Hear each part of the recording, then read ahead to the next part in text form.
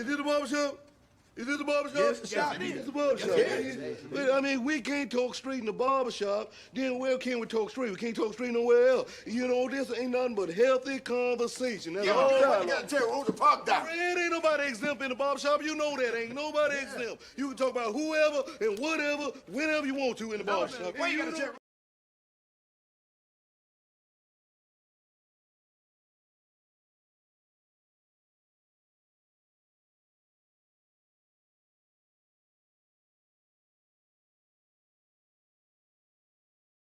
Wait. Hold on here. Is this the barbershop? Is this the barbershop? Yes, it is. It's the barbershop.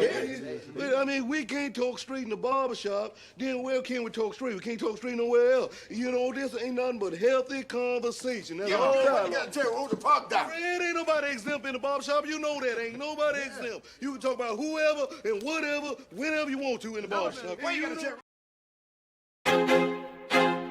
I feel like I'm losing my mind. Is everybody in the world blind? Please, Lord, give me a sign, a sign. I feel like I'm losing my mind. Is everybody in the world blind? Please, Lord, give me a sign, a sign. I wanna be the greatest. Everybody on the fake shit. I look around and feel like everybody is the fakest. I make this every day and I'm impatient, hoping one day I blow up from the basement. Statement, the top is so vacant. I don't hear shit that I think is amazing. Waiting for my day when I'm playing sold out shows for 1,000 faces. Hey, give me that crown, get in my way and to be put down. It ain't your place, all this my town. If I want that shit, then I'll get it right now. I'm losing it, the noose it fits, some losing shit. A stupid myth, you choose to live or choose to dip. You choose to fight or lose your grip and lose a gift. I feel like I'm losing my mind. Is everybody in the world blind? Please, Lord, give me a sign, a sign. I feel like I'm losing my mind. Is everybody in the world blind? Please, Lord, give me a sign, a sign. Yeah.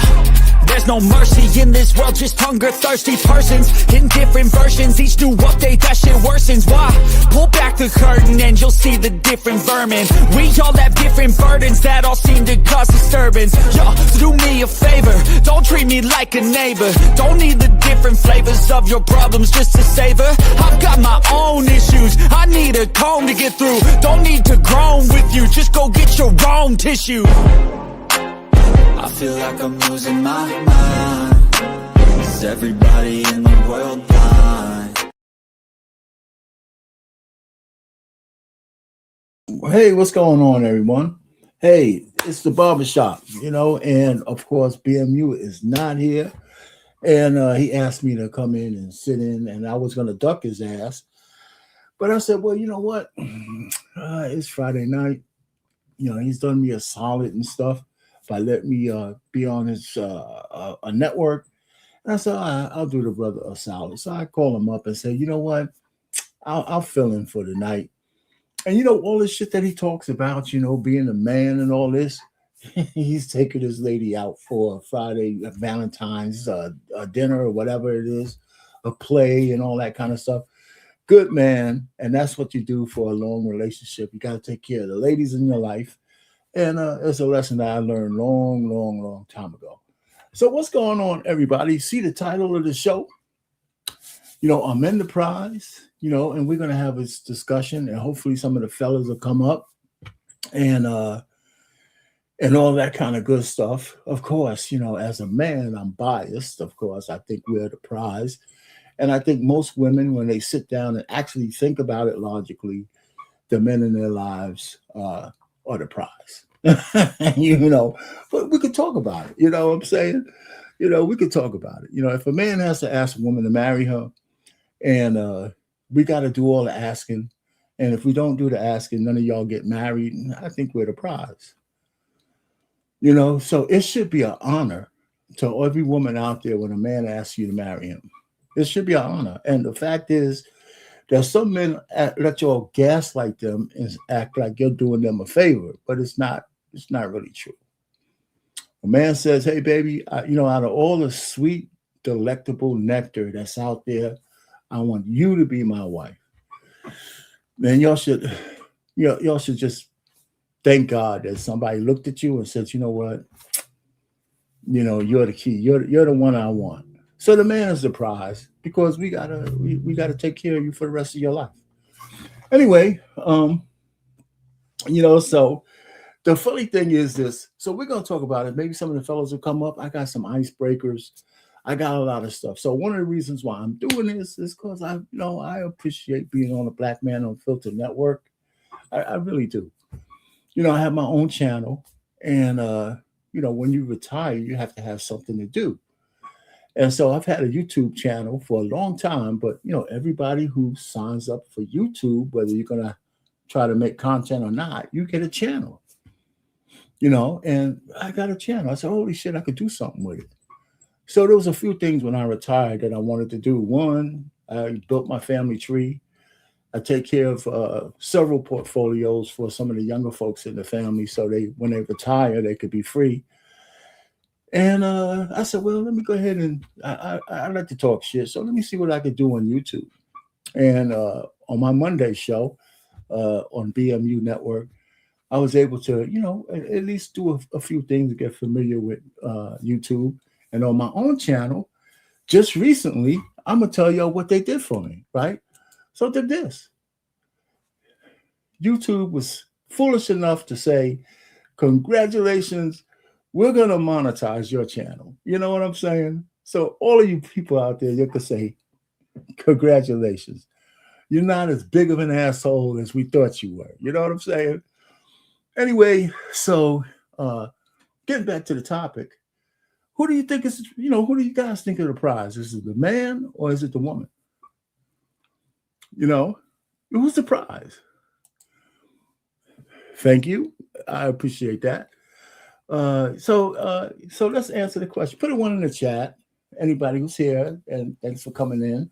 I didn't read all the names. I got these glasses on, so I got to read and do all this stuff. That's what I got to get better at, looking at the super chat. At the chat.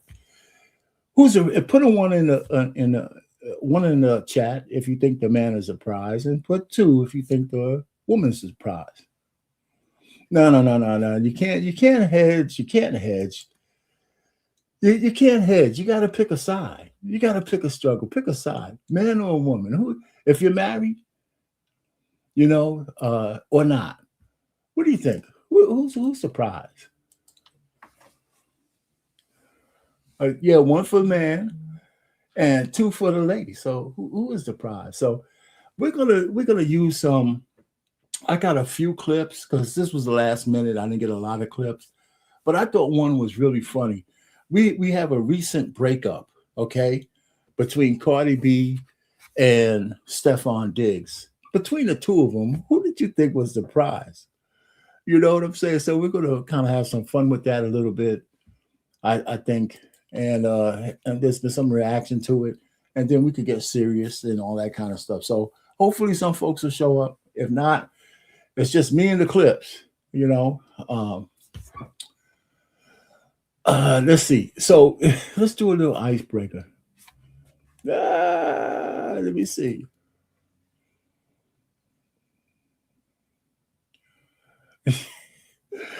But Cardi B is down bad. She should have never opened herself up to that guy in the first place. And the guy has been as plain and simple that he's not going to be no woman's man at all. I think the same year she had his baby, he had 3 others in the same year. So I don't know what she was thinking, other than you can't take the ghetto out of the chick. It's as simple as that. Even with all her money, like a $1.2 million Super Bowl party for neither one of them showed up. So let's just think about this, try to make this fun. So now a lot of people and content creators are starting to talk about this breakup. And I think Cam Newton has one of the funniest opening lines on this breakup. And I thought, well, let's look at that for a second while some people come in, so I can stop talking and we can say, hey, what the hell's going on out here? Fart on it. Oh my God. All right, so let's see. not that. Let me go ahead and see if I can find Cam. Oh man, I think some of this is really funny, but yeah, just bear with me. All right, Cam is just a straight jerk. Okay, let's go. We kinda hot, I say we high right now. We kinda hot, I say we high right now. We kinda hot, I say we high right now. Yo, what's good with it? What's poppin' with it, man? Welcome back, welcome back, welcome back. Here live from our Atlanta home oasis. We've been gone for a while. Yeah. Did you miss us? Yeah. Back in our home bed, in our home territory, huh? I had to piss a little bit just to mark my territory. Mark it up. Welcome to another episode of this week's Hot Take. And I'm telling you, I've been networking. But I can't do it without my dog, Peggy! What's good, son? Yeah. You're such an ass. Come on now. Woo! With that, feel good. Yeah, feels good. Yeah. Yeah, man. Welcome. Well, me, brother, let's get on into it. What we got? Man, you talking about what feels good. I'm telling you what don't.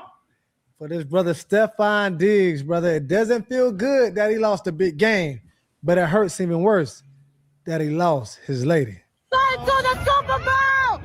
Let's go! A few moments later. Inspiring message for Stephon before the game. One inspired message. Good luck. A few inches later. 12 seconds later. Seattle reigns above them all in the NFL. The Seahawks, Super Bowl champions for the second time. Tomorrow.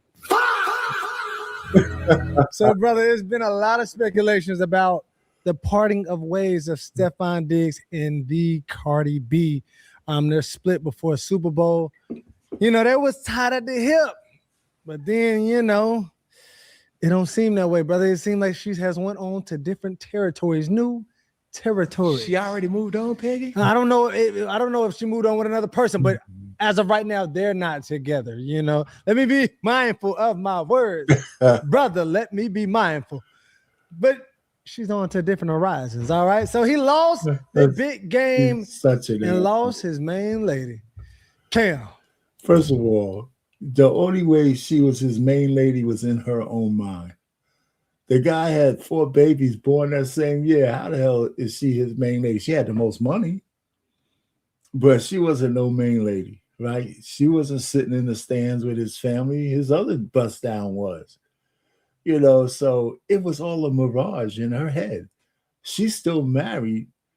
You know, here's the deal. You know, she's still married to Offset, and that baby actually belongs to Offset by law. It doesn't belong to Diggs. Could walk away and not be touched at all. You know, just check out the law, presumption of paternity. Dang. So in that case, who's the prize? In that case, who's the prize? Is it Offset? You know, is it Stephon? Because certainly Cardi is down bad. She's out $1.2 million. She hitched a ride to a man that she could never make faithful because she doesn't deserve it, because there's nothing about her that says I should stop everything I'm doing for you. You had a baby by me and you're still married. How the hell are you somebody I'm supposed to lay down roots with? Damn.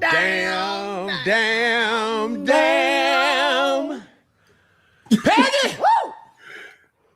I got a prize picks. Oh, okay. More or less. Did she get a text? Hey, big head. You been sure I didn't got that text? That DM? DM? She ain't changed that number. She got it. Peggy, that flew over your head. Yeah, I know. Yeah, it's that old. That old. She want that old thing back. She want that heroin trash. She likes me. She means for me nightly. Come on. Our best somebody done hit her with that. Hey, big head. Uh-huh. But this is the major question, though. What's up? What's the major key? Is this their first time breaking up? That's real. I don't think All right. So listen, you know what? First time publicly. That's enough for them. Okay. The point really is that, you know, the sister has she has to learn how to be by herself. She really does. You know, for a woman of her age, I think she's 34 years old. For some reason, she has to constantly be attached to a man somewhere. And it hasn't really done her that well. I mean, she was, you know, she married Offset, who was, you know, they were married. She had all her kids under wedlock, but that's not what she says in her songs. But then she did the worst thing a woman who's married could do, is have a baby by a stray, like a feral animal in the woods, you know, and still be married. What kind of message is that to anybody out there? So she's down bad. She's down bad. Because Stephon Diggs is certainly not a man that you're supposed to take home to mama. You know, and everybody knows it. So anyway, so who was the prize? Who was the prize in that situation? It's a bad situation, but who's the prize? Clearly, she looked at Stephon as a prize. Clearly, you know, without question, she looked at him as a prize. Somebody she could get back at Offset with, somebody she thought was a step up from Offset, you know. And as bad as Offset was, and all the babies he might have on the outside, I think he has a few, he still married her to, you know, put all of his kids under wedlock, which puts them in a different category than most of the kids who are out there who are illegitimate. So anyway, so in this case, you know, do you guys agree or disagree? Was Stephon the prize, or was Cardi B the prize because she has celebrity? Right? So I told you what I thought. And so we have these conversations in general. Who's the prize? You know, every woman out there who hasn't been smitten by feminism, and even if you have, and you let all your best years go by, and you're starting to say, well, my eggs are dried up. You know, I can't even make scrambled eggs with my eggs, what I have left, and all that kind of stuff. A lot of these women on the internet talking about, you know, they can't find a good man. Or even if they had a good man, they can't recognize him if they see it. So I think the women themselves are telling the men out there, the smart young men who are starting to see that they're the prize, right? You know, you think you might try to charge them a nominal fee and sound like a prostitute. In order to take me out, you got to do my nails and my hair and all that kind of stuff. That don't make you the prize. It makes you a prostitute. You know, especially men are starting to say, if I got to do all this, I'm not going to respect you. I might do it because I got the money, you know, and I'm just looking for the box. I'm not going to love you after we do it. I'm going to go on to the next. So I'm just telling you, ladies out there, if you get a guy who's willing to put his life on the line for you, who's the prize? Who's the prize? You know? You got a box? Okay, you got the box, and so does every other woman. You know, so I don't know. You guys tell me. But anyway, so here, I got a couple of ladies talking about this, and like I said, I didn't prepare. This wasn't my show, but this is the barbershop. And some of the men said they were going to come up. They may come up, they may not. You know, it's a Friday night. People might be doing stuff for their ladies. My wife is asleep. You know, so we're gonna take care of Valentine's Day on the weekend, but she's out cold. She wasn't feeling well, and so she had some hot tea and a little bit of cold medicine or whatever, and she's in the bedroom sleeping comfortably. So that's it. Well, she's my. I'm the prize, but she's my trophy. How's that? Okay, so. I got a lady, she's cute, and she's talking about who's the prize. And you guys may agree with her and you may not. So I'm gonna play another clip on a lady who thinks she knows who the prize is. So let's see if I can find it.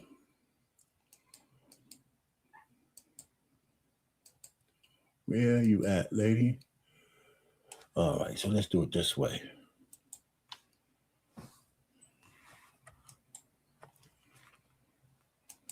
All right.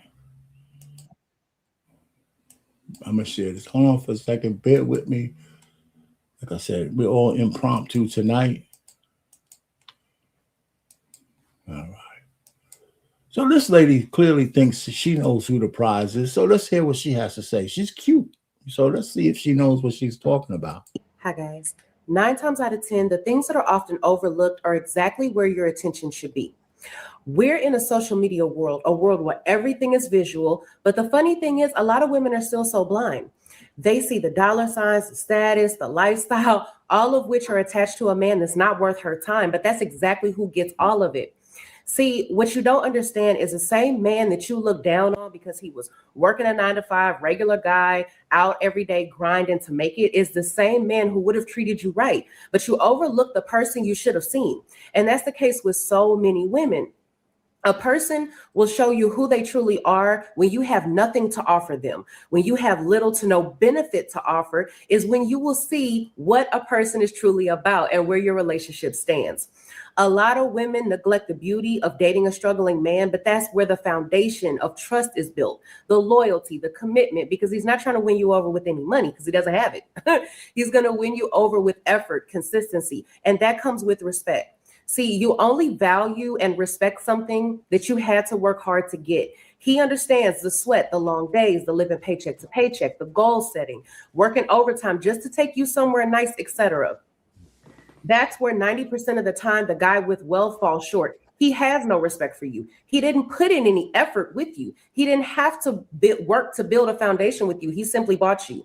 To him, you're just another prize on the shelf, something to pull out when he wants to play with it and throw back when he's done. That's what most wealthy men do. They buy things because they can, not because they need it. Hell, sometimes not even because they want it. Just So JT, is she getting somewhere? How you doing, man? I'm doing well, bro. Can you hear me really good? Yeah, I hear you. What do you think? Okay. What do you think a little bit about what she's talking about? Okay, so and you can say whatever you want to say in opening remarks, but let's just hit her first. What do you think she's saying? Is she on to something?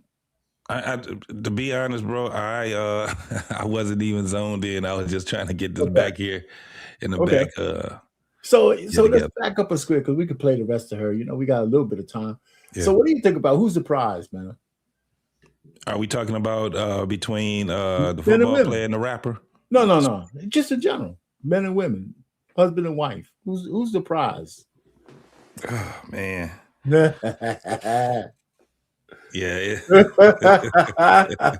And somebody watching is your lady watching or something. You gotta be careful what you say. No. You know, I've always been uncandid, especially around, you know. No, I know, man. So what do you think? So off the cuff, what do you think, man?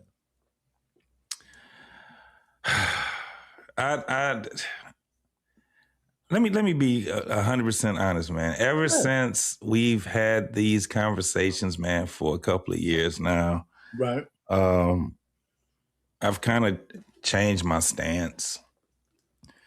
Okay. I can say based off of, you know, history and how things used to be, it would definitely be the man as the prize when you're really looking at it. The way that the landscape of relationships are now, I don't think that there is a prize. Okay. I don't think that we have that anymore.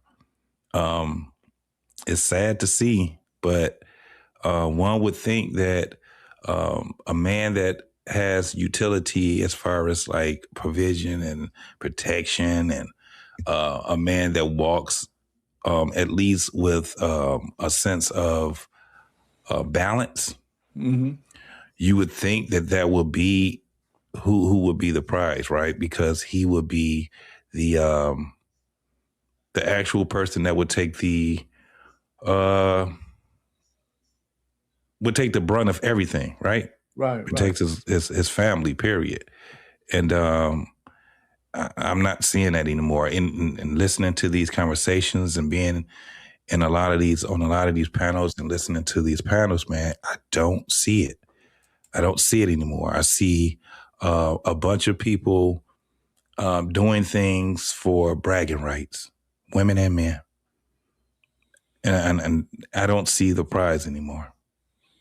I don't. You know, I hear that. So I mean, that's a fair enough answer. I mean, because this is wide open. You know, so hey, Coach, man, what's going on, man? All right, you saw you see the title. Now you up here. Oh, now he was here for a second. Now he's gone. What happened to you, Coach? Good night, Coach. Hello and goodbye. You know. Anyway, so you know, here's my thing, right? One of the things that I think we miss, and it's really subtle, and I think this transcends time. But if you look at the feminist movement, and you look at when women started to want to be equal or superior to men, everything they do is relative to the man's standard. Because they have an innate feeling that if it's masculine, if it's a man, that's what they want to be. Mm-hmm. Like, for example, when the women started first, remember we used to have best actress and best actor, and women would call actresses and men would call actors. Yeah. And then the women says, you know, we want to be actors. Mm-hmm. Right? They didn't want to call themselves actresses as if it was less than. They want to go back to the unisex. Well, so the point really is that if that's a tacit admission that they thought that an actor was superior to an actress. Mm-hmm. Right? You know what I'm saying? Mm-hmm. And so it was a bastardization of, I think, the way we were structured as men and women, right? You had Adam, if you're a Christian, you believe in Adam. And the woman was the complementary piece that came from Adam. Mm-hmm. You know what I'm saying? Not more. She came as a piece of him. She became a woman. And so my point really is that women, you know, their whole stick, the ones in the modern era, is how do they fare relative to men? Right? And that's where their problem is, right? Because it's how do we fare? How are we viewed relative to men? Mm-hmm. In the workplace, how is it relative to the men? Being a CEO, how is it relative to the men? Everything is how. So when you're in that kind of thing, it's kind of like telling people that you view men as the top to aspire to. Mm-hmm. You know what I'm saying? The ceiling. I get exactly what you're saying. And so we as men, we don't have to say that. Women say that shit all the time. So they look at us as the prize. Yeah. Something to be conquered, something to be overcome, something to be, you know what I'm saying? And so we don't have to say we're the prize. Women themselves say that we're the prize. And one of the things that where you came from, what you just said, is men have lost track of where we are. If you ask a woman to marry you, right, who's doing who a favor? Who's not a favor? Who is doing who an honor? Yeah. The man is, so it's kind of like on two when you say that, it can be, the way I look at it is that there's duality to the honor part, right? Mm-hmm. You know, it's her honor to bear his children, to go through the things that she have to go through. It should be his honor to be able to edify, fortify, and raise the children that she bared for him. It should be a duality with that when it comes down to that type of a thing when we talk about building with each other. Okay. Where I see we went short at is because it's not an honor anymore, right? It's it's kind of like with us, and if I'm not gonna say if, because what you just said was absolutely true. However, where we lose our way is the simple fact that we look at every woman the same way, right? Someone that I can just have sex with. Someone that I can, and it's not an honor type thing anymore, right? It's like, this is where we are at now. It's not a duality with it. We lost that because we don't look at we don't look at relationships, and we haven't looked at relationships the way that they are naturally supposed to be for a very long time.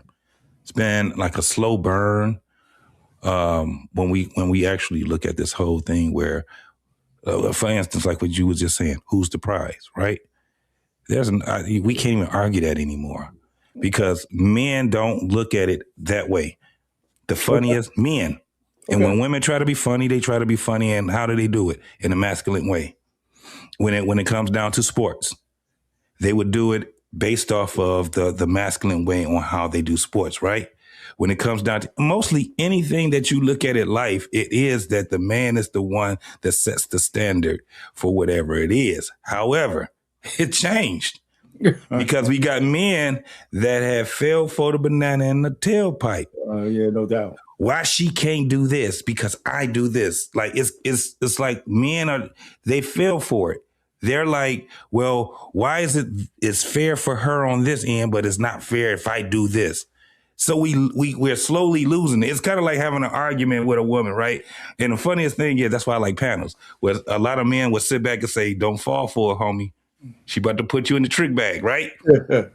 Because when you're having conversation with women, we would think that they are not smart enough to have a conversation or intelligent conversation. No, they just convey it a different way.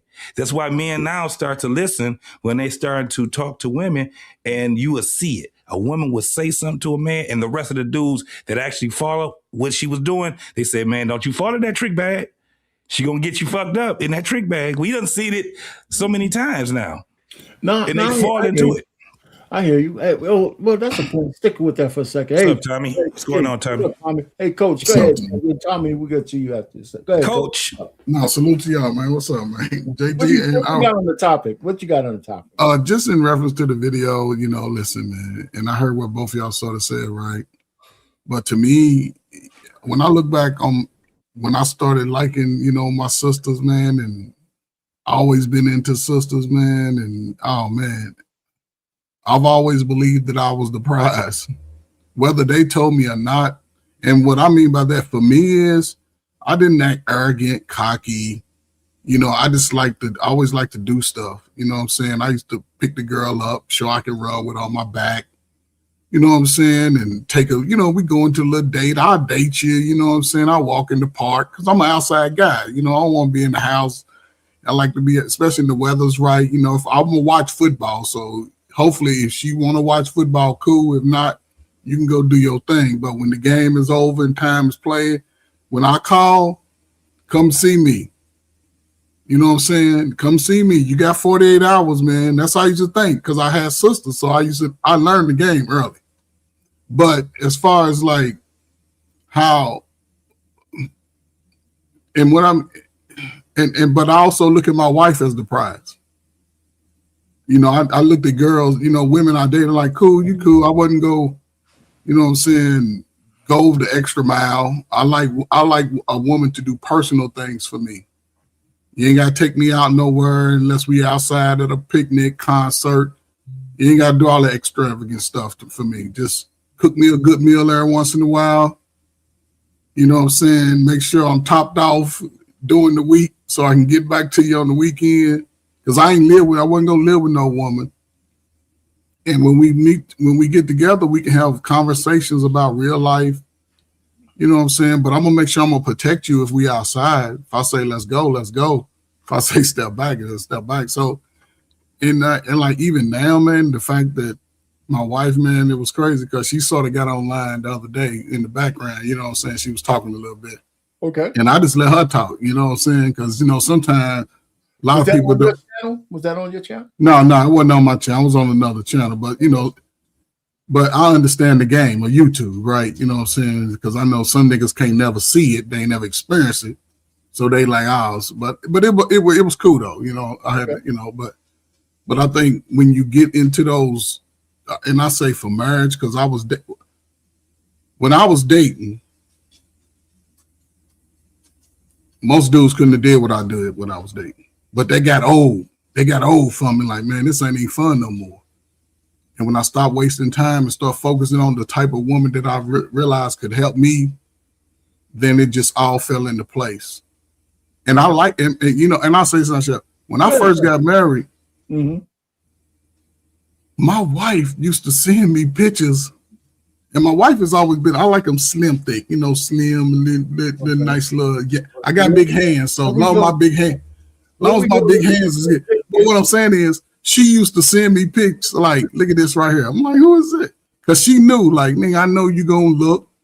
I like the way you look. You like the way I look, and I know you gonna look. There's other women out there, and she ain't never made a big deal of it. You know what I'm saying? So once she did that, all that pride and ego I had, like, man, I just let that shit go, and I understand.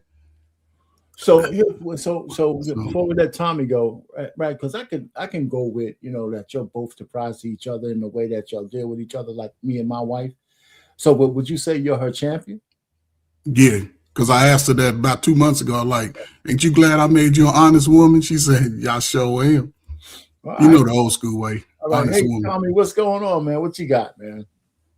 So my new channel is Clear Capital TV. That was me who you were saying I was hedging, even though two dudes then came up here and said the exact same thing I said, and you said the same thing I said, because the trophy Oh, is that's a you. prize. Okay, that was you. I hear you. All right. Clear Channel TV. I'm gonna go ahead and Hey, subscribe. put your to that. link. Put your link in the put your link in the back, and I'll pin it to the. It's the same what I had before. I chat. just changed the name of it, but I'm trying to do the financial thing. I'm not doing a relationship thing. But Hey, somebody probably wants some of that, man. They probably need some of that knowledge. I'll shoot it to you. I'm still working on because I'm doing pre-record, so I'm still working on it. But I'll shoot it to you. Okay, no doubt. But now, good. I think in both instances, if you find somebody that y'all can get along and y'all can support each other and y'all can hold each other down, you both are the prizes. I think conversations like this is what starts this divide. And I think, you know, with all due respect, I think it's like a goofy conversation because you both get something from each other. It's the duality of life. You get something from her and she gets something from you. And they're both valuable. You know what I'm saying? The same thing like I say with a kid. They need both parents because both parents are going to give them something different. You know what I'm saying? From two different sides of it.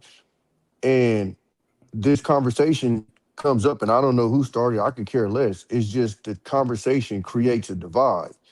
And it's a divide where then you start hearing people say, I don't need it. And listen, you would never in your life hear me say, I need me a woman. Like, straight the fuck up, like, period. So, but that's what it starts to create because it starts to create resentment between the two because no, I'm the prize. No, I'm the prize. And it's a weird conversation because men want women, women want men. So it really don't matter who's the prize. You by default, you're both the prize because you both want each other, especially if you guys are treating each other well and giving each other, you know, what you're seeking. So I have a question for you on your topic there, if you want to interject go ahead. Right on that point. Go ahead. Let's just say I didn't come up with the title myself, but I'm going to take credit for it, right? So just because it might be a goofy topic, does that mean we shouldn't talk about it?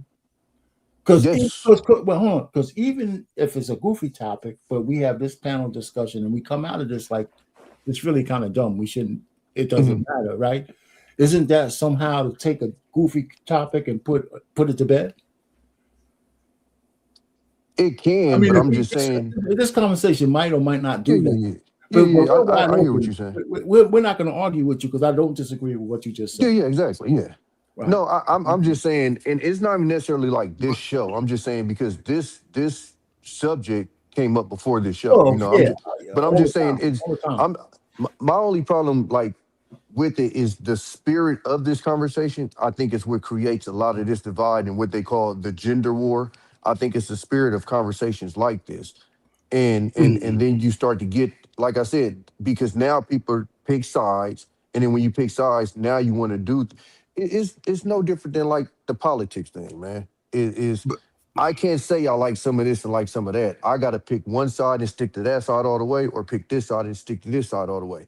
And now you have division. Now it's harder to find any middle ground because people are trying to pick a side. You get what I'm saying? Well, but the point really is, you're right. But the issue is we can't run away from topics that are uncomfortable because of that. Like the politics aside, you're correct. It's no a la carte politics. You're picking one side or the other. You got to take the good and the bad on the side you vote for because we got a duality system. And that's the unfortunate thing about our Well, system. no, I don't think you have to. I think that's what they No, want you if you're to gonna think. vote, No, you have to. If you're gonna vote, if you vote, you are picking the good and the Yeah, you bad have on to. each side. No, That's because it. I don't vote down party lines. I voted for a Republican for the governor. But No, but You know what I'm saying? I but might that's vote for just something different for but you're mayor. proving the point with that, Tommy. You choosing a side. No, but listen what I'm saying. I might vote for a Republican for governor. I might vote for a Yes. Democrat for mayor. I might vote for Yeah, independent for president. but politics and relationships are different though. It's a No, total. It's absolutely. like so But what I'm so saying is, you guys will be right, and I agree with you because most people do this. Is they vote straight down the party line. So now I'm taking the good and bad. It doesn't matter. But if I'm not voting straight down the party line, I'm taking individual. What are you offering? What are you not? Because they don't all even within party, they don't all agree on everything. I You agree. get what I'm saying? I agree with what you said, but you know, at some point, and it's different levels to it. On a local Exactly, level, on a local level, that means different than on the state level. 100%, And yeah. different on the president level, you pick you know it's not a la carte at the president level. But that's the same as even in listen. relationships, right? Yeah. There's going to be different things that come up within the relationship, and you're going to choose a side. Sometimes you're going to agree, sometimes you're not going to agree. Yeah, absolutely. Yeah, But the difference is, I don't think people really have the real conversations throughout the process. It's like we wait till something happen. Now we want to have a conversation instead of just because. Tell me what you're saying is. Also, a lot of people are already coming to a space of their unknown, already choosing a side instead of allowing that side to come to them naturally. They're choosing a side without experience. And I say this with the conversations, like we on the panel, right? We all trying to mine through it. Have the people that's in the position to want to date, to want to have a mate, Tommy. A lot of y'all can't even get those conversations popping. And so you would think, man, why are we having these damn conversations? We grown. But think about all the people who are total opposite of how you thinking about it. You said out your mouth, I want a woman. You know it, Tommy. Your peers are like the hell to the no. See what I'm saying? So all of that got to be mined through. So I totally agree. And people are already coming to it with their assumptions a lot of time. And when it comes to a woman, like I'll tell you, like I told my son, you can't let us determine what type of woman you want in your life. Yeah, absolutely. So what I'm saying, and a lot of people listen to other people and they miss out because they trying to placate to somebody else's vision of a woman and all that. You know what, Tommy, we know what right and wrong is. Absolutely. Yeah. You know what I'm saying? So make your decision based on what you see, not what they tell you. Yeah. And you'll be all right. So, I agree with you. Yeah, what up, boy? What's going on with you, Tom? Hey, man. Trying to get everything together, man. You feel me? Yes, sir. But I definitely understand exactly what you're saying. It's the redundancy, like especially if you've been on the YouTube space for a little while and you hear these conversations come up. But the thing is this, they're going to be redundant. And so let me just put this disclaimer out there. The way that BMU put the titles is so we can have a different type of angle on how we come at things. So say if BMU, because BMU actually was the one that put the title there, right? So he would have had some type of doctrine or video or something that he would have been pushing, and they'd been like, okay, I see why, he did that. But impromptu, this is what we doing, right? Yeah. So we coming at it in a different way. Our pain is he's pushing it a certain other way, right? Yeah. But when you hear the younger folks talking, it's you think redundancy is on this YouTube that's crazy.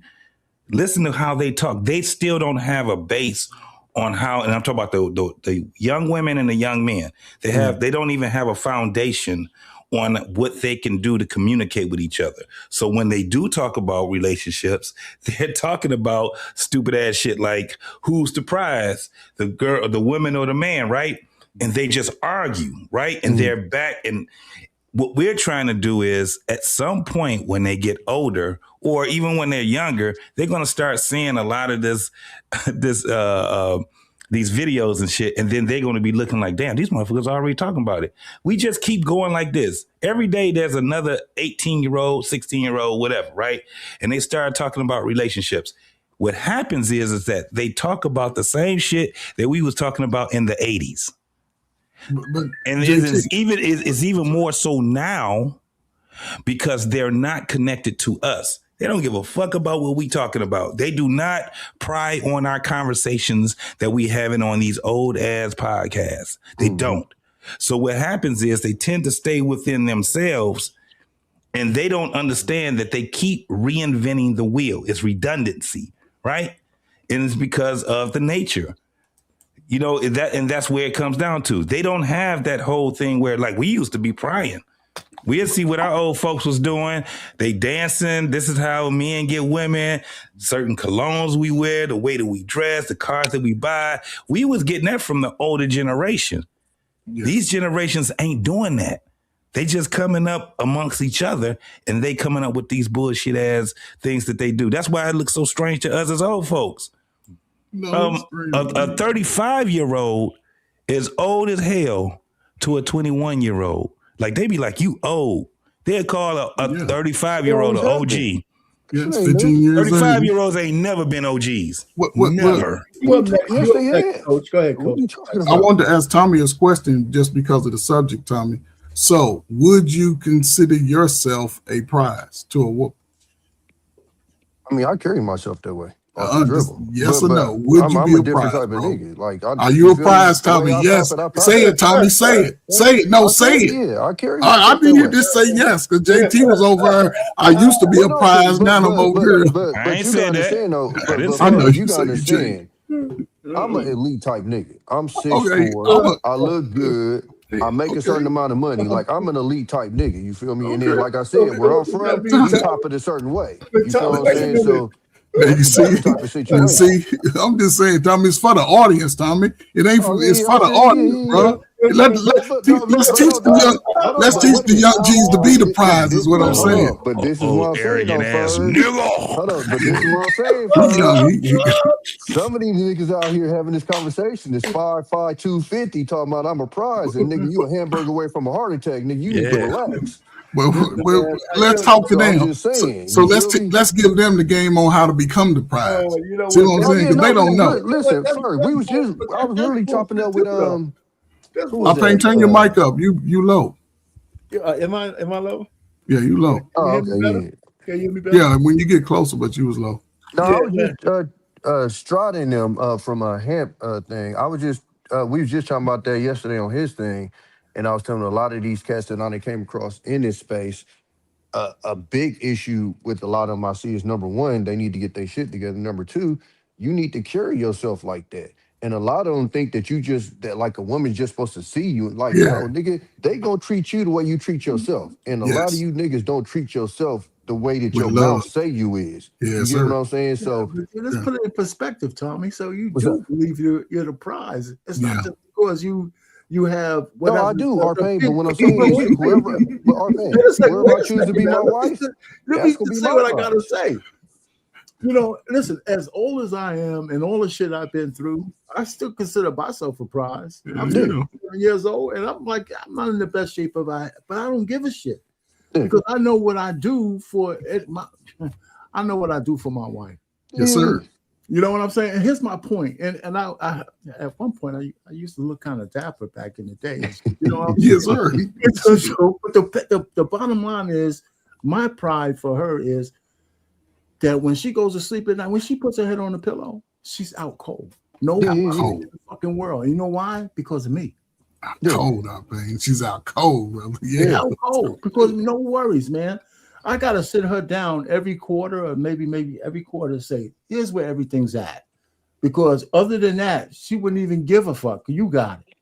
But if something happens to me, she's gonna be scrambling. So I gotta say, I just gotta keep reinforcing it. Yeah, this where the chicken is. I got you.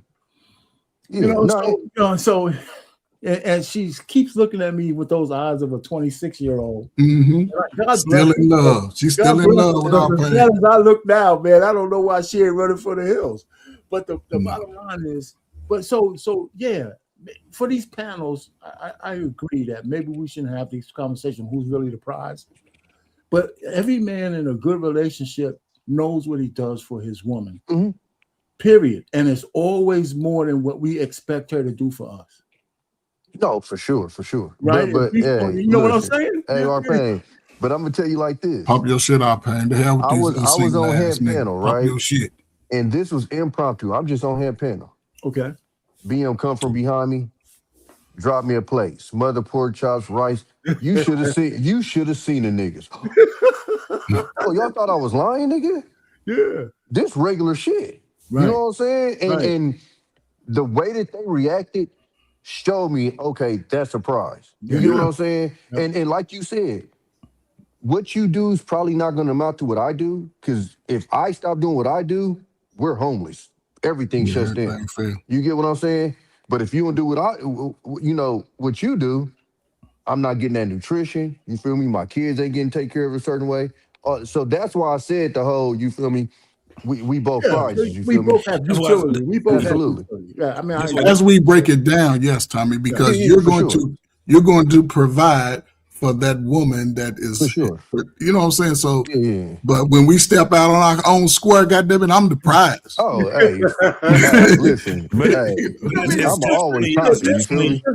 It's definitely a duality to that whole thing, because they just have a different. It's like they're just different on different levels, right? For instance, a man, you would be judged by other men based off of the content of the woman that you have on your arm. For sure, niggas would if a motherfucker see that you got a woman, she's not attractive in no way. Like, it doesn't matter if she's overweight. It doesn't matter if she's like a 4 in looks and stuff like that. Men are looking at how she carry herself, because you can't see all the other shit. Yep. And I done seen some cats, bro.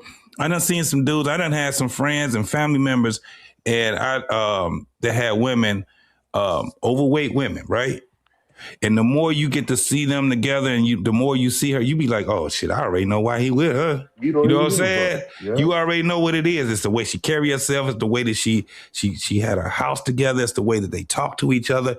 You know what I'm saying? And it's the same thing with the dude. That's why when a dude is at a point where you be like, this nigga don't wear no type of, when it come down to gear or nothing, this motherfucker wear them same work boots. He got them same pants. He got 2 pairs of jeans, and he got them damn dad motherfucking shoes, right?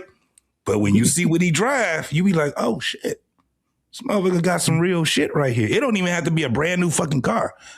But when you see a man, he got a 1500, you know what I'm saying, Ram, you already know how much that motherfucker is. You see when that motherfucker, you know what I'm saying? When you see what the money he put in his house, you see this nigga got some real shit. You go look at that nigga hot water tank. He got a 70-gallon. You get what I'm saying? The nigga's crib is so immaculate. You be like, God damn. The roof, look, them shingles on them roofs, they ain't falling off that motherfucker, dog. They look really good. When you see where he puts his money at, and you see where she put her money at, it's a duality with it. And when you really see it, now this is the craziest thing, Arpain, and we at the age of this. Look at the content of their kids now. Look at how the kids going through life. When it comes down to it, they gonna do what they do, right? But when you got them focused, you can tell kids that are focused, that turns into adults, that are focused adults, you can just see it. You can see where they're going. And they can be partying. They do with young people like we did when we was, but they don't go too damn far out there. Yeah. You start seeing that. You say, okay, that's them up. Even when you hear young adults talk, they'll tell you how they was raised, don't they? Nah, I was raised this way. My mama didn't care. She wasn't playing with that bullshit. My father, he was always right there. You can hear it. No, tell you, they give you your report card. Hey, Tommy, how old are your kids, man? You got children, right? Tommy? You look like you working right now. Yeah, He working right now. Yeah, he told me he working. Yeah, he doing something. Hey, so yeah, man, you're right though, JT. I mean, it's true. But You know, here's the funny part about all that, right? We all have adult children, right? Mm-hmm. We may see the messages that we give those young adults, mm-hmm. their peers more than likely don't get. They don't get those type of messages at all. No, that's true. Right. Because y'all can, like JT said, the results of what your children have done and will continue to do will leapfrog probably pretty much us a lot in a sense when our 20s and going into their 30s, because they coming out a little more balanced, a little more focused, you know what I'm saying, a little more intuitive, innovative.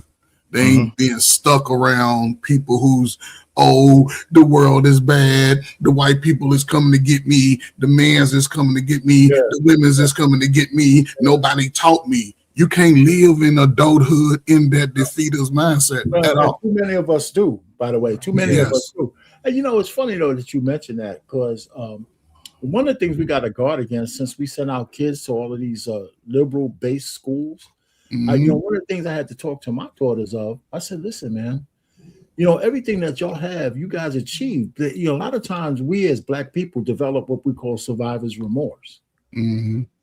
Right? Some of us who are doing better, we can't let go because we think everybody deserves what we have, and we forget that most of you, the shit that you had, you earned. You earned that shit. And somebody else bullshitting, they don't deserve what you have. You might feel sorry for them, and it's misplaced sorrow. Because if they over there bullshitting, they don't deserve what you got. And so I have to sometimes, when I talk to my girls, say, listen, man, all the shit that we have here, because I said this before, and just a little segue. They didn't like the fact that Trump has spent a lot of money on the Army parade, right? She's saying all that money and shit. And so both of my daughters were telling me some shit. I said, listen, I told them, I said, look around this house. Look at your education. Look at all the shit that I gave you. You know where that came from? The fucking paycheck that I got from the Department of the Army. Yeah. Every fucking thing you guys have is because I work for the Department of the Army. And paid the checks, got you through school and all this. So if the president has a parade for the Army, you should be out saluting that shit. Did he have the parade? Did he have the parade? I don't think he had the parade, did he? No, he had that first thing where they were coming down. Was not the when he just showed the arms. Yeah, I like that. I think that we should do that more often. But the point I was trying to make is, you get trapped in some bullshit. But this is a segue from this show. I said, listen, I just want to let you know that everything that you have is because I worked for these fucking guys for 38 years. Yeah, salute, man. In the United States. So we lose sight of that. So that's just a segue. In the United States, the highest honor you can do for your country is to serve it, right? So the thing is that, and that's patriotism. And if we lose the patriotism, you want to see a nation crumble. Do that. Well, yeah. I mean, you know what? That's a whole nother do that. Show. That's a whole nother show we could talk about. Yeah, you really don't want to get into that shit. Everything you just said, JT, is full of shit. We could talk about maybe on my Monday show, because we're getting close. And as far as Black people are, I'm telling you that we can reap the benefits of the United States, because as Black Americans, this fucking country belongs to us as much as anybody else. Yeah, for sure. And we got receipts. Yeah, we got receipts. We got receipts. Yeah, receipts. So that's why that's a whole. I don't even want to go down there. Let's go back. Let's go back to this. Let's go back on track. Do it on the Monday show, I pay, man, because we the prize up here, man. We all the prize up here, man. We call it the superfluous conversation and shit about who's the prize. Let's go back there. Right. Hey, listen, I got a video. You guys know Sister Reva? Oh man, that's my girl, bro. I love that's my girl, bro. Yeah. A couple of years ago, she put out a video on who's the prize. And let's just take a listen to what she had to say. It's not that long. We'll chop it up. genuinely mean it. And let me tell I'm you still why. listening, man. Let me get off camera right quick. If a man has dated women before you that are not bad, not getting money, not having their way, flat out, he's just not going to know what to do with you, and he's B, going to be used to dealing with the type of women who are just happy to be there, happy to sit down, happy to shut up, happy to accept the bare minimum because they really can't do nothing. They don't even realize that as a woman, you are always surprised. They're just happy to be in this man's presence. They feel lucky. It's hard being a man's first bad B, because he really just don't know what to do with you. He won't know what to do with you. He won't know how to do all of the simple things that it takes to uphold having a real bad BITC as his woman. You got to pay attention. God, let me say something. I'm just going to say this for the record before I go on and play the video again and we're going to talk about it. I just want to let all women know the fact that you're the woman does not make you the prize. Okay.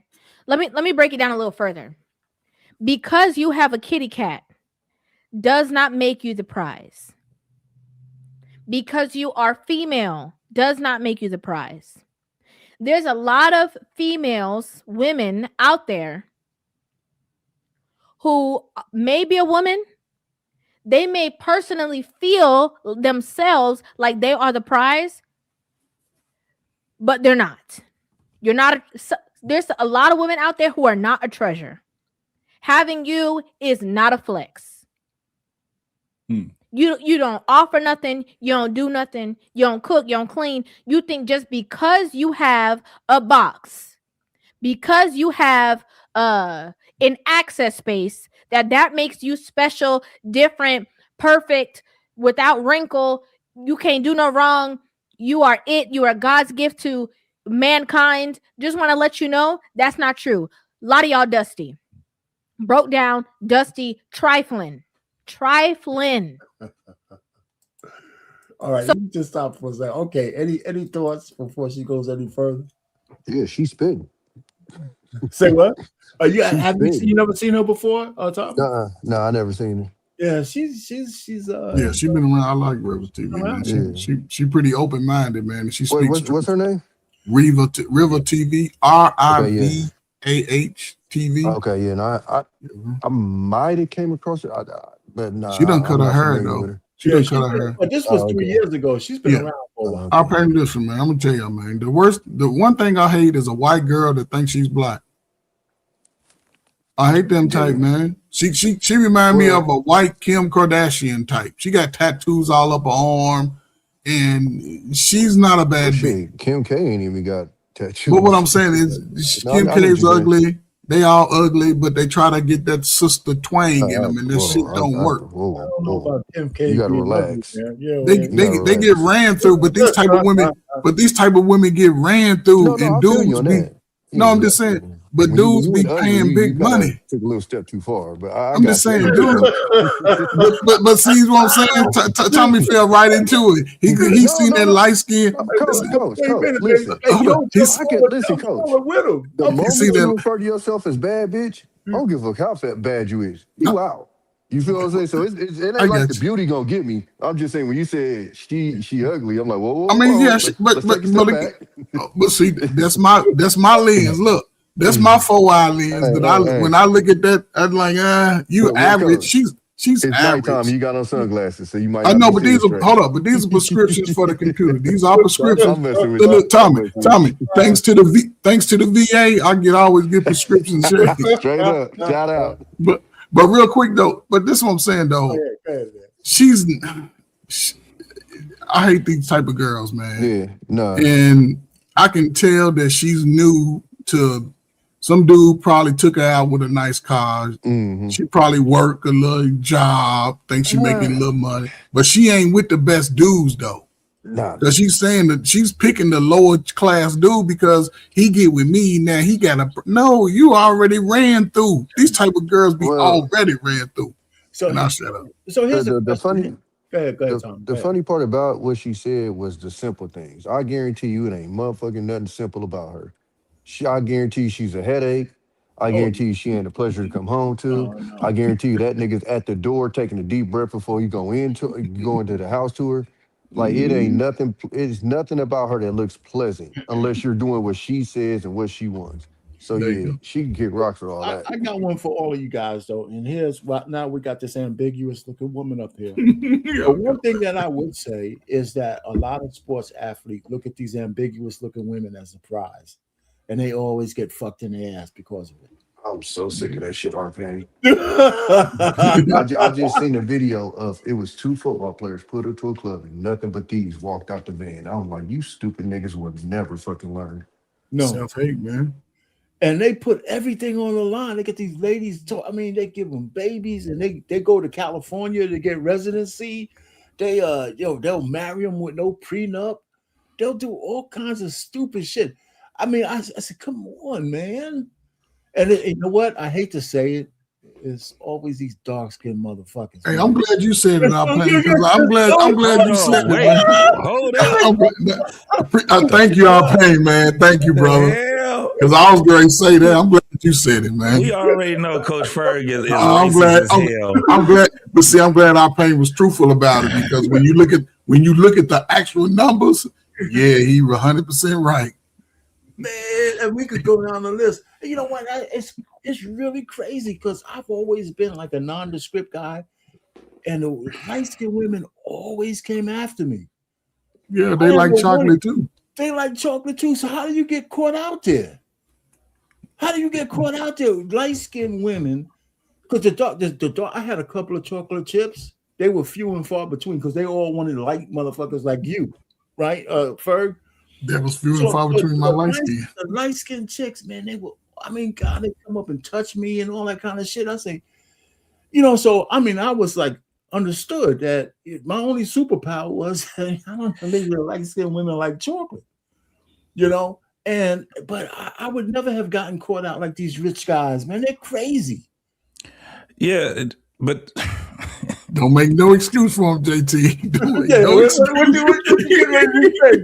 I am not about to be a spokesperson for these goofy ass niggas out here. That's not what's about to happen.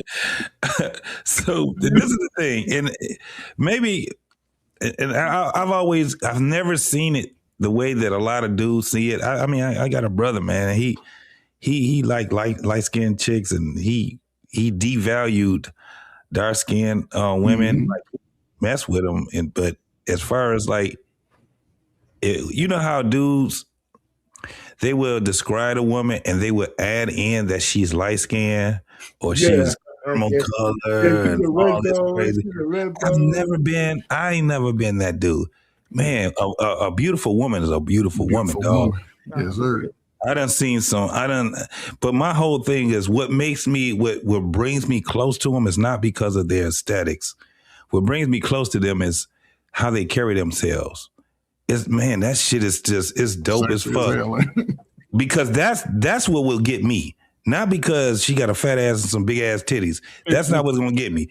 It's how she finesses, right? She could be the worst type of fucking woman ever when it comes down to it. But if she put her best foot forward, she might can get a nigga like myself, at least to get in there, you know what I'm saying, to lay down with her. But as far as like the aesthetics, wait, JT, you gotta do it. She finesse. Listen, not the old me. I'm a old grumpy nigga now, so it's too late now.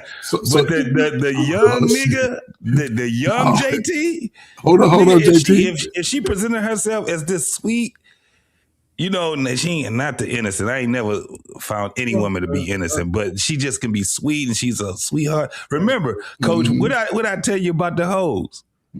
There's a lot of hoes that are sweethearts, right? Them hoes be sweethearts, nigga. I had to make a song out of that one, man. The hoes can be sweet, dog. This is how they used to get niggas.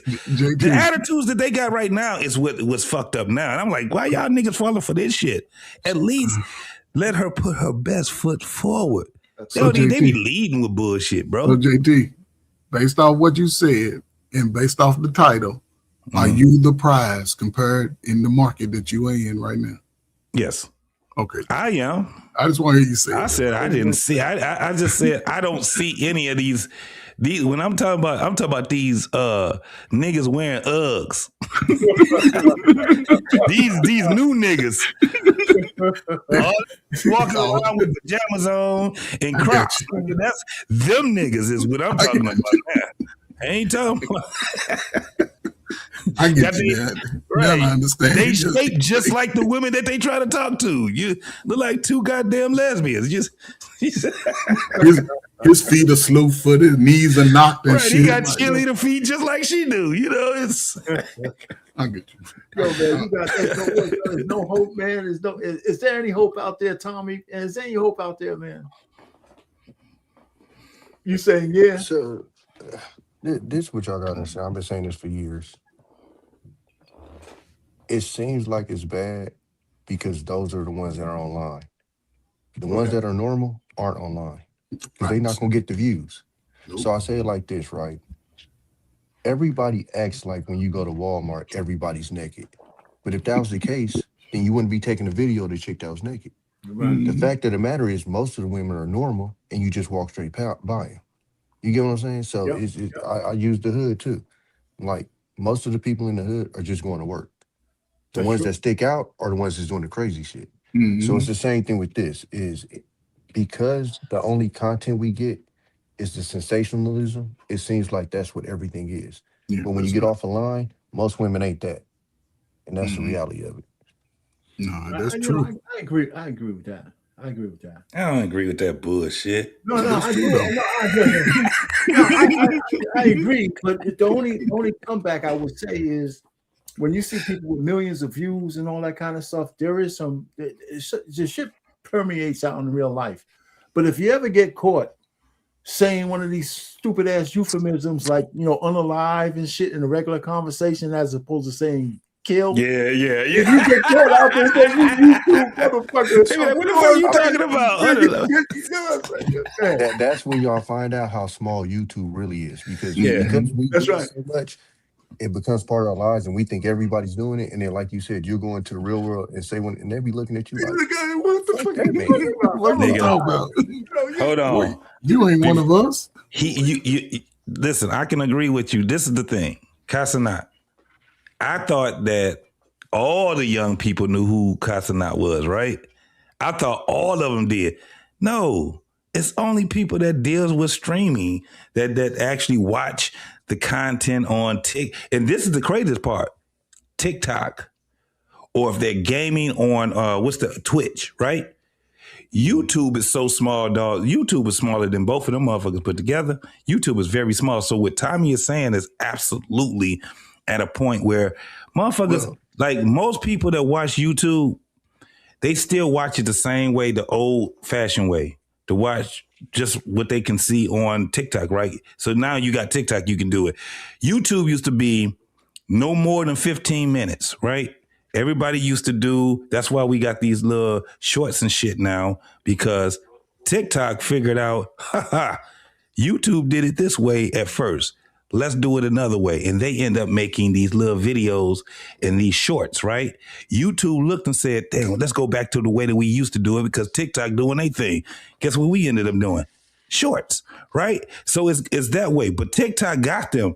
The young folks, TikTok, IG, and they got they got some other shit, man. It's like 4 or 5 other different, motherfuckers are still using, what's that one that they still using, dog, where the shit dissolves like an ice cube? Oh, Snapchat. They still use Snapchat, bro. Yeah, man. Shit, man. I don't think I've ever been on Snapchat. Clubhouse. They still using Clubhouse. And things like that. It's kind of like, so this is what I was saying earlier, though, Tom. When you talking about the divide, it's a huge divide in generations now. We ain't never had this type of divide as far as what I know. This divide that we have right now, they don't care nothing about if you 35 and up. Them goddamn teenagers and them young 21, 22-year-olds, they ain't really fucking with you like that unless you are a celebrity. You in the rap and or what's the new? Because rap is is dissolving. Now, thank God, streaming is starting to be the new rap. Everybody wants to be a streamer now. Everybody wants to be all this crazy ass shit without making the money that they can make. And then they figure out, I can't make no money doing this shit. There's too many people doing this shit. The competition is too stiff. Oh yeah, you gotta find a niche, that's for sure. Hey, listen, okay, so we are talking, but I gotta show this shit to you guys. You know what I'm saying? Wait a minute, hold on. Tell me what you doing, homework? I'm taking the test. Yeah, okay. Get off mine. Look at that. That's all good. YouTube was crazy enough to monetize my channel. Salute our pain, man. Oh, yeah, congratulations. Oh, man. Salute, They got man. you, boy. Yeah. Salute to our pain. Salute, bro. You know, it's funny. This real quick, a little second. I do political reactions on my channel, especially with Caroline Levis up there. One of these videos, I don't know what I said, and nobody's come knocking on my door yet. I got 384,000 views. You know, so all of a sudden I started getting stuff from YouTube, and I routinely get a lot of views doing that political shit, man. You know, absolutely, man. So there you go. Go live, go political. I told you your voice is needed, bro. Yeah, well, you know what? When you retire, you got to find shit to do. There you go. You gotta find stuff to do. Anyway, I just thought that. Well, I'm glad that you're doing, because I'm getting ready to do it. Already, Coach Ferg already retired. Give me a couple more years, and I'm out. And I'll probably be doing the same thing you do at our pay. That's when you know I'm retired. When you see me sitting there drinking coffee, talking shit in the morning time. Hey, listen, man, shit. Being retired from the Department of the Army, man, I'm patriotic like a motherfucker. My check comes from the government. Yeah. You know, as far as I'm concerned, we got to keep this shit afloat, man. We can't, you know. You got mailbox money, baby. You know, so, hey, but listen, Tommy, I know you said your channel is going to be more of a financial channel. Yeah, I'm teaching investing and stuff, because I kind of went down the road of learning investing because, you know, I'm 43, so I'm like, I gotta get my shit together. Okay. So what I'm about to do is, so I should be hitting 100% probably by next month or so. Okay. And I'm gonna just take my whole disability check and I'm putting it in the market. All right. And yeah. Well, hold on before you say anything to him. Go ahead and finish, because you know Trey invests a lot. Yeah. And I think he teaches like a class. I'm not saying you should like bring him on. He's another guy who invests a lot. Me and my family, man, I have probably around 6 or 7 family members, around 7 family members that I help them with their portfolios. Mm-hmm. You know, they're younger, and I told them, hey, these are some of the things you need to do. So when you get my age, you have more choices than I have. Right? A lot of them have a lot of years to go. And of course, time is one of your best friends. You know, so this is good. We need more content like that. Well, my biggest thing is trying to explain to people the difference between investing and trading. Most people think trading is investing. And so when I see these idiots posting up this chart every fucking week, I'm like, you're not fucking investing, because you shouldn't give a fuck about the chart if you're actually investing. Right. So for me, I learned it, and I'm like, I'm gonna just kind of, because for me, that's why I'm doing pre-records. It's just kind of just investing one-on-one type stuff. You know what I'm saying? It's not, I'm not telling you what to invest in and nothing like that. I might get to that, but I'm more just kind of trying to teach the bare basics, because I know there's too many people, especially in our generation, that look like us, that seen Wall Street and think that's investing. It's like, no, that's trading. It's not investing. It's 2 totally different things. Most people that trade go broke. And that's why, especially people that look like us, think that if you invest, you're going to lose all your money. Yeah. And so for me, I mean, I've had these conversations with my pops and everything. I'm reading books with Charlie Munger, Peter Lynch. Yeah, do your homework, brother. You know, all this stuff. So I'm really learning this stuff. So it's all good. You I pay just off. decided, So I just decided, I'm like, well, I might as well just put that in the channel. And I know that's where a lot of the chicken is too, is in that. So you get monetized in doing that. you really gonna get to a nice bag on this YouTube stuff. So I'm putting together some pre-records. It's not my face ain't gonna be in there. It's just gonna be pre-records, talking, that's pictures good. showing and stuff like that. So yeah. I'll salute to you, man. First show, man. I'll be looking at that because it's really, really needed, man. I'm telling you what, it's not about it, man. I learned. I'm big into the dividend stocks. Okay. Yeah, can I give y'all a quick hit story? Y'all know Vanguard, right? Y'all heard of the company Vanguard years ago. I'm invested in it right now. Oh well, when I first got married, we took like $4 for one Vanguard and $4 for I forget the name of the other. They hit that $4 turned into 200. Yeah, and the other one hit, and we got a letter the other day, and it's done doubled Vanguard. So, Tommy, salute to you getting that 200,000. I mean that 100%, man. I got mine as of October 24. Yeah, and you really only need one. I got an investment, Tommy. It's up 35,000%. Oh, okay, yeah. 35,000%. I'm kicking myself because if I'd have just held on to all those shares, man, y'all probably wouldn't even I wouldn't be on YouTube. I'm looking at making shorts. You wouldn't be making shorts. But ETFs and stuff right now. But even like what you said with the dividends, they got one SCHD. It's Charles Schwab. It's a dividend ETF. Yep. So that's probably what I'm gonna do for the dividends, and then I got a QQQ, VOO. It's a couple of them that I got. It's gonna be like my base. QQQI, just a lot of QQs and stuff like that. So I got a QQQI and a few others. Okay, Right. So I mean, man, we can go on. I got oil ETF, silver ETF, all that stuff, man. Even the AI ones. I'm getting into the AI ones. That's gonna be big in 2028, bro. Man. And right now, you don't have to put thousands of dollars in there. Let me tell you, I worked for the Department of Defense, right? I had a chip 8086. 8086. If I would have just put instead of chasing the honeys and shit, if I would have just put $1,000 in Intel, Amazon, all of these, I mean, especially Amazon. Oh my God! All these companies, man. I remember when they first came out too. I was eating chicken wings for my staple, Buffalo Wild Wings. Any of that shit. Netflix. I had Netflix at $17 back in the day. Damn. I'm gonna tell y'all something crazy. Damn. I found out about Bitcoin. Oh, so my boy used to scam, right? Yeah. So what the scammers used to do is they used to get like their numbers and stuff from overseas. Yeah. And they would pay him in Bitcoin because you couldn't trace it back then. Right. I didn't know what a Bitcoin was. Me either. So he was just buying them and he would just pay them in a Bitcoin, right? So then years later, I started hearing Bitcoin. I'm like, where did I heard this from before?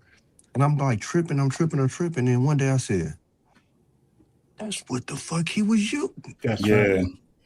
And this is 2000. This is 2009. You'd have been good by now. My boy tried to hook me up on Bitcoin. I couldn't understand what he was talking about, and I could have just bought it. At that point, you could have bought 1,000 Bitcoins for like, 35 cents. It was when it first came out. You wouldn't be taking that test over right now, Tommy. That's for sure. Man. You know what? But see, here's the thing. If you have a mind, if your mind is that the world is not shrinking, right? It's always expanding. There's other shit out there, and you should learn the lesson that some things are meant to hang on to. Yeah. That's where, so it goes back because we gonna ease our ass back over this other way with the topic. But this is where it goes down. For the final thoughts, man. We finished with the topic. Let's go ahead and round off after that. This is where it goes down to when you have people that think that like this is the end of days type of thing. I don't believe that. I believe it's just the end of the mindset of a lot of shit, man, because so much shit is coming where it's just going to implode and it's going to be a reset because it has, this is the thing that I do know, it has done it many a times. The reset has happened many of times.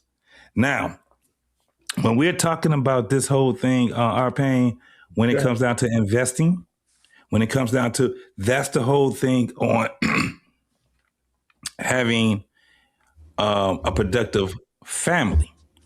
We can't do what they did in the 60s, 50s, and we got to do what we doing right now, right?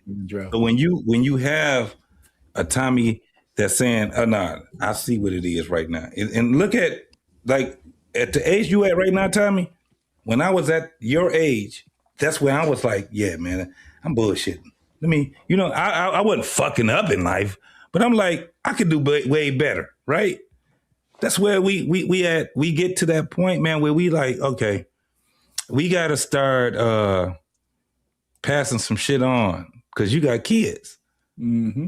And at the end of the day, you get to a point, and I don't know how you guys feel, but this is my thing. I'm not afraid of dying. I used to be. I used to be scared of that. I'm like, I got shit to do. I want to be on this earth and see what's going on. But I see old people, and they be like, man, I'm telling you, today has been a bad day because I woke up. They be like, fuck this world. Some 102-year-old people, they be like, fuck this world.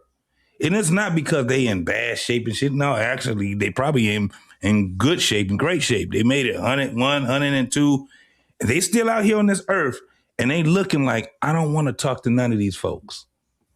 I understood why old people at some point end up being just disgruntled. We think that they just being angry because they old. No, because they see how the world has changed to a point where people are fucking stupid.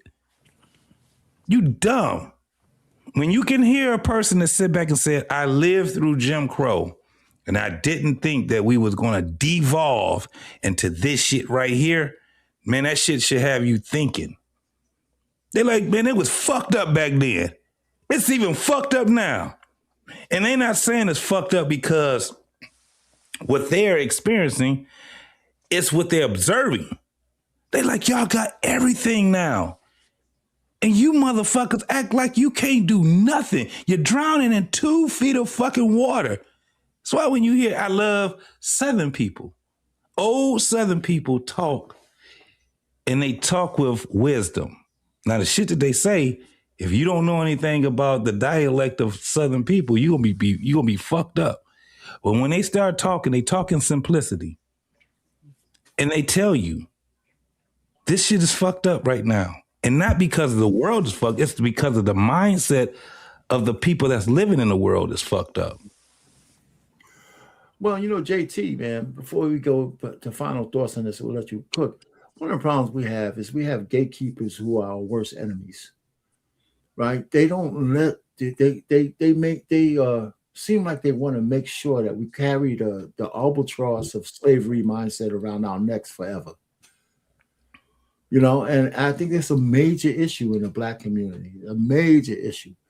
And so, I mean, I don't know how to shake it. I'm tired of fighting the fight. I remember when I first came up here and I was telling people we need to divest from just being a one-party race. I used to get all kinds of flack. It turns out I was right. Not to saying, we should all be independents. We should all be independent thinkers, period.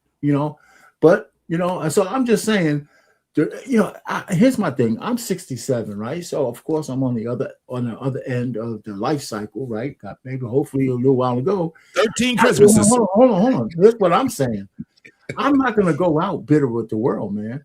Every goddamn day I wake up with no white chalk around my body. That's a great day. Yeah. And I'm just saying, if I reach to 80 or 90 years old, I hope I'm not bitter at all. I want people to say that fucking asshole had a great run. And that's it, So anyway, but that's it. So what's your final thoughts on the topic, JT? We'll go around the horn, man. All right. Yeah. This is what it is, man. I'ma still stand on what I stand on, Tommy. Ain't no fucking prizes right now. These motherfuckers is goofy as hell.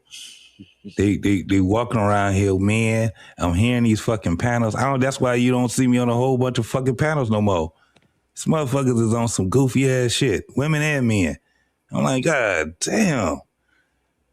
It's like they get on here, they get a microphone, they get a camera, and then they start reinventing the wheel all over again. We talked about that already. We already set back. Now, if you gonna bring it up, like I said, my brother BMU, he brought it up for a reason. Let me explain why I say this. Okay. If you guys have seen for the past 3 weeks, BMU has been putting out on Thursday all the old content. Yeah, right. Motherfuckers is looking like, and motherfuckers is engaged and they think that the shit is live. Right? We don't really say too much until it's probably at the end of it. And all of us have been, it was so funny yesterday, RP. Yeah. And I was cooking. I was like, who that nigga is right there? Who that nigga on that nag right there cooking like he cooking? That was me. But you was on there, right? So we have even and shout out to my man, Angry Man. Angry Man was like, hey man, drop the link. I want to come up, right? I'm laughing because I said, damn, it still got fired. That was a 3-year, that one he showed was 3 years ago. Right. And it was funny because I said, hey, y'all don't even notice our pain don't even have facial hair. And motherfuckers started laughing right there. Because I said, damn, you can see my microphone was like super loud. My voice was super, it was like, God damn, we was on some other shit. It was 3 years ago. But the conversation was the conversation. And that motherfucking shit was fire. It was fire. The one before that, we had, and I hate, that's the one that got me fired up. We had the sissies on there. But bro, we had more people live looking at that one because they thought it was live. Right. And that was 5 years ago.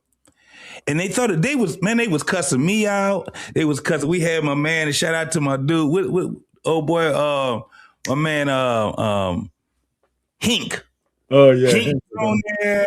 We had some people. We had and rest in peace to my man, brother Clarence. He was on there, and we had them sissies on there, man. That shit lasted for a whole week, and we did not get the people on that live. For the whole week, we got so many. It was 7 on the short. It was 7,000. Oh, it's 7,000 people that seen that shit, and they was cussing every one of us that was on that show out. It was cussing our ass the fuck out. They was definitely cussing me out. So what I'm saying is that going back to what you were saying, Tommy, we do have to have these goofy ass topics that we have to speak on, but we just have to be able to talk to them on a different level. On a different angle. You know what I'm saying? It is. These are goofy ass, who's the prize, women or men, right? It seems goofy than a motherfucker. But if you have people that actually breaks that shit down and with hopes of having the next generation to be able at some point say, hey man, let me start using these videos that they have as shorts and we can speak on what they were saying about it, right? And it probably eventually, hopefully with the hopes, they probably would do it. But all I'm saying is that no matter how goofy it seems, we still got to have these conversations. But we need to start having it with younger generations too, man. We'll put someone on the bed, yeah. If we can get there. Go ahead, Coach, man. What you got? Can you hear me? Yeah, go ahead. Hello? Oh, yeah. I mean, listen, man. I agree with Tommy in reference to the fact that, it's like when you think about it in theory, okay, man, these are dumb conversations while we having them. But the fact that we are in this modern time when we've gotten the most information, we realize both sides we sort of understood that we might have been getting played, but now you got younger and older and everybody in between realizing that we've been getting played, and everybody, in one hand say we got to have a better way, but then you got spaces that saying, don't do anything to work together. And that seems to always be in the middle, you know what I'm saying, how it just debunks everything we talk about. But I do appreciate, like, in the fact that I think when I come to YouTube, I think outside of where I'm at, what I feel, because there's people that ain't been shitted on in life. They still trying to figure it out, and they looking for answers. And if I can provide anything, or if I can take anything from you all, you know what I'm saying, I'm going to add it to my tool belt. And I just want to be a part of it because I'm a life guy. I don't believe in quitting. I don't believe in giving up, losing, but I want to compete. And when it comes to that, I don't care what race you are. I don't care how tall, short. I'm going to always be in win. I'm going to try to be in win, place, or show. And that's when it comes to learning to do stuff for myself. Salute to Tommy, man. Get back in, you know what I'm saying, into the mix to school, getting that education, man, bringing a whole nother dynamic. I'm for stuff like that. You know, I'm always going to support that. I'm always support the young people. And hopefully somebody, I will give it an age under 25, man, just scroll up on these little lives we done did over the last few years, man, and get some nuggets and change their life for the better a lot sooner than we did. You know, they can get past playing the games and think about real life and jump ahead when it comes to finances. You know what I'm saying? Working on your physical fitness, working on your mental stability, because the world is challenging. However, that's why you're here. God placed you. He pulled your ticket so you can face those challenges head on. So salute to y'all, man. Go ahead, Tommy. What's going on, man? Thanks, Coach. It's funny y'all said that, because it's one of the main reasons why I started getting into the investor thing is more for my kids than me. So, you know, when they at 18, they learning this instead of being at 43 like me and learning it. You feel me? So if you look at it from that point of view, I guess I kind of get the conversation. If you're looking at it for the future, you know, and people looking back, it kind of makes sense. But no, it was a good conversation. It's always good hanging with the fellas. All right. Hey, you know, you done? Listen, my thing is with my kids, when they came out of college, they came back home. My deal with them was, listen, you come back home, you got your room still here. You don't have to pay rent. You don't have to pay food, all that. You know, your footprint is your footprint, but you gotta invest your money. You know, I said, you got to invest your money. So that's what I put them in. You know, we had quarterly meetings and stuff. My youngest daughter's getting ready to move out, which I'm pretty sad. I should be 26, but I'm kind of sad about that. But I can't hang on to them. You know, my oldest stayed here a little longer, but no debt and shit like that. Loans paid. And so I tell people, you know, no longer can we really kick our kids out at 18. Go out there. If they ain't married, if they're not moving on, bring their ass back home. You know, and just make a deal with them. You know, especially if you have a great relationship. Come back home, you got your room. The only thing they have to do is still put up with your rules, but you treat them like adults, though. You know, you know, boy or girl. And I only have girls, but none of y'all are fucking in my house. Okay. Yep. Nobody's getting no ass in my house but me. All right. So we get that one straight. I'm with you, brother. You know what I'm saying? But anyhow, man, like I said, man, this is a good conversation. Thanks for guys coming up, man. I say, you know, to everybody, you know, seize the moment. Let me say one thing, bro. That damn Coach Ferg, that brother Rockstar. That nigga look like your little brother, dog. Probably is, you a rock star. I said, y'all talk, y'all got the same dialect. Both of y'all yellow as hell. I said, ain't this a bit? I super chatted that shit in Hamps shit one time, bro. I said that motherfucker like a little Coach. You said that shit. I missed that. I missed that. And look, you only missed it by minutes because you came up on the panel, and I'm looking at you, and I'm looking at him. I said that shit is wild as hell, man. And y'all converse with each other. I said, man, this is like two niggas talking to each other. Salute to the light skins, man. We win forever, man. Hey, I just celebrated my birthday on Super Bowl. Happy birthday, brother. Happy birthday. Me and my wife going grocery shopping for Valentine's Day. There you go. You know what I'm saying? She say I'm cheap. Get you some lobster tails. You know the funny thing is, you know how much shit that BMU talks about being a simp and all. Yeah, he out here simping like a mine. I call him up because he wanted me to fill in for him.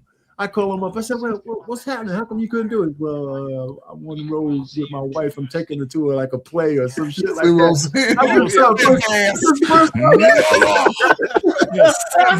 Hold up. I think he doing a play. He doing a play. All the bullshit you talking, man. You sit down here. I was okay. I get it now. You know, okay. He had to be able to hear me. I said, tell him this is I said happy dollar. Hey, RP, I'm gonna do a goddamn live on his ass tomorrow. It's going down. It's going fucking down. So you can't fool your own channel. I get it now. It's all come together now, and I get it. He's so brother BMU. Blink if you need help, man. Blink 2 times, brother. Come on. Hey, clap. Do something. We'll come get you. Hey, you know what? That's the way. To me, that's the way you're supposed to be, man. You want marriage, you got to do shit like that. Yeah, man. Sir. Most definitely, man. That's so funny shit, So, man. I forgot to even put y'all on, boy. Your boy's 50-yard line right behind the Patriots bench at the Super Bowl. You feel me? Oh, what? Yeah, walk Bad Bunny dancers out to the field. Hey, listen, I'm in the tunnel. I turn to the right. Roger Goodell is right here. I could touch him. Oh, standing right next to him. Oh, you was right there. Right there. Hey, Tommy, if you work the Olympics, man, I'm already looking for, I'm looking to get secure my tickets when they open it up for the first draw, but I'll be out there at least. FIFA, they doing FIFA a little bit later this year, and then they gonna bring the World Cup out here. I'm doing that too. But, there you go, man. I'll be out there at least 10 days. That's what's up, man. Damn. Listen, after that Super Bowl, I said I'm trying to be in everything, dog. That shit was crazy. When I say crazy, bro, like I'm sitting there, like I'm in there, like, bro, is this a dream? I am on the 50-yard line, first row, next to family and friends of the players, watching the game, bro. I'm talking confetti falling all on my head after the game, bro. Were you supposed to be watching the game? Hey, listen, coach, that's why his ass in there doing it wrong. That nigga like, I'm about to get this meal. Fuck y'all. I want to know if you're supposed to be watching the game or watching the stadium. No. So we're standing like this, and we're blocking people from coming to the other side to get to the family and friends. So I got to stand sideways, so I was able to look at the okay, I got you. Like, hold on, where you going? Yeah, where you going? At the crowd like this one, I stared at them sideways, so I was able to bang. Okay, I got you. Off the hook, dog. What's up? Lifetime experience. That shit was insane. You only go around once, man. There you go. Yes, sir. Salute to you, man. Salute to you, man. Gentlemen, it was great. Absolutely. Absolutely, man. And all I can say, everybody, you know what? Seize the moment, man. Just seize it. Seize the moment. Yes, sir. Yes, sir. Go ahead and play your song. Salute to BMU, man, the Simp God of 2026. Yes, sir.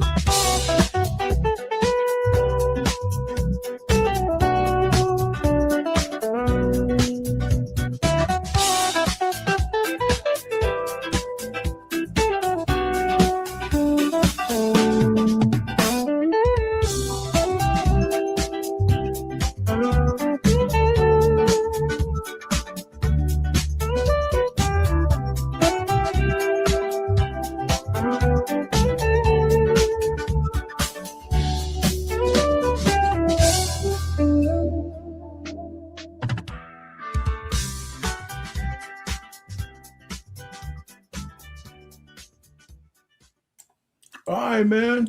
All right, my man. I holler back at you, brother. Right on, brother.